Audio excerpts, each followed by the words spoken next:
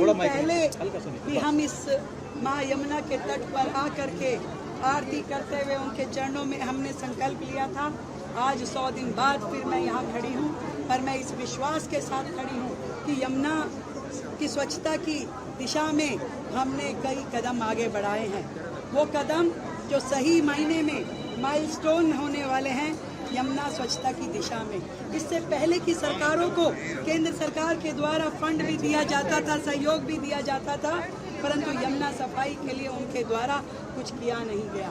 परंतु इस 100 दिन के छोटे से कार्यकाल में हमने वो सभी सख्त कदम जो कि स्वच्छता की दिशा में यमुना के लिए किए जाने थे वो किए।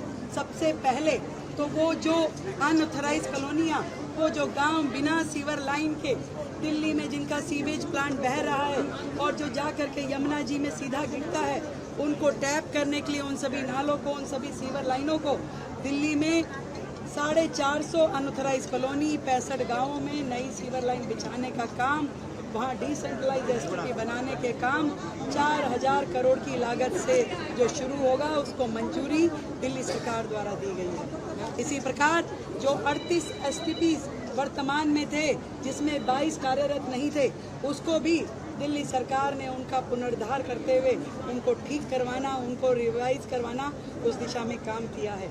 इतने बड़े बड़े नाले जो यमुना जी में गिरते थे उनमें से हमने इस 100 दिन में 30 लाख मीट्रिक टन सिल्ट निकलवा करके वो काम भी किया। ऐसे अनेकों काम यमुना जी के निहित हम कर रहे हैं। मैं विश्वास के साथ कह सकती हूँ जब वो समय आएगा यमुना जी पूरी तरीके से स्वच्छ रहेगी, उस दिन दिल्ली वासियों को इस बात का संतुष्टि होगी कि उन्होंने जो सरकार चुनी वो सही चुनी। देखिए, उस पार्टी के बारे में मैं क्या ही कहूँ, वो पार्टी विपक्ष की पार्टी है। जो वो सत्ता में थे तब भी विपक्ष में रहते थे, आज तो हैं ही विपक्ष में।